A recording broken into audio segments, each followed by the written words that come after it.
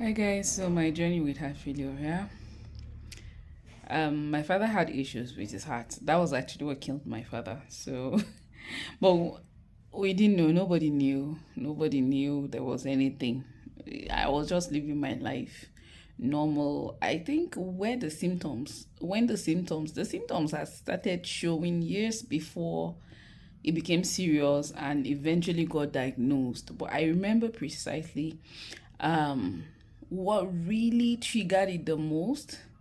Even when I was doing business, there's this my friend that is right now based in Canada, and I used to complain to him. I would say, guy, are they doing my chest? I can't, I was always having that chest pain when I'm under pressure. I need it was just okay. I'm going through stress and all that, so that was it for me. So eventually, another business partner of mine that is based in Lagos, when she saw the way I was becoming darker and darker, she just said, okay, she sells this supplement. It could be oxidative stress. And she sent one particular supplement to me. I used it. Nothing was happening. I just know that I was easily tired. I would sleep tired and wake up even more tired. That was it for me. I was gaining weight. Seriously, I was gaining weight. I was looking, if you see, I won't even say fat, obese, extremely. My face was full, and that was it. Nothing. I wasn't feeling feverish. I was just tired.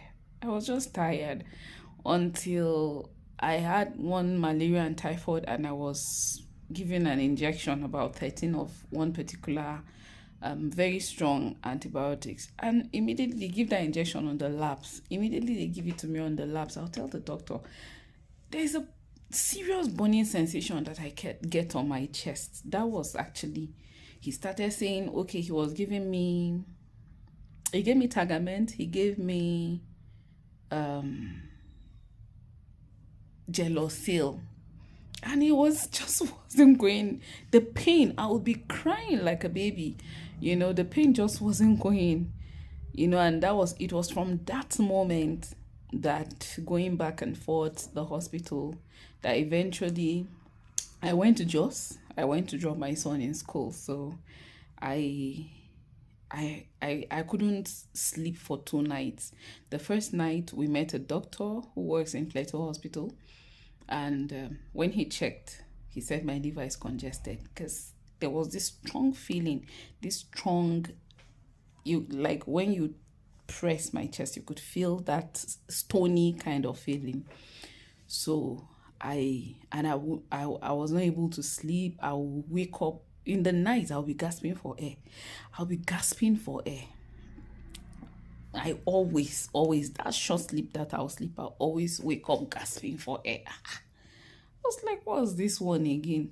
I just, in my head, imagination and all that, I just told myself, I said, shave na cancer, person go just die, and that was it.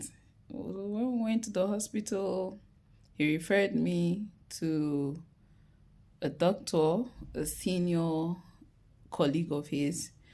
We now met another senior doctor who now eventually diagnosed and said, okay, he recommended I go for echo, x-ray, and immediately we did it. It just came out that, okay, this is a heart condition, and that was it. That was how my journey to treatment began. Kept going, but in all of those years, my heart, the size remained as big. In fact, the first doctor that diagnosed me, he just said, your heart looks like a boot. So me being able to sit and laugh, I remember, I'm grateful to God for the gift of life.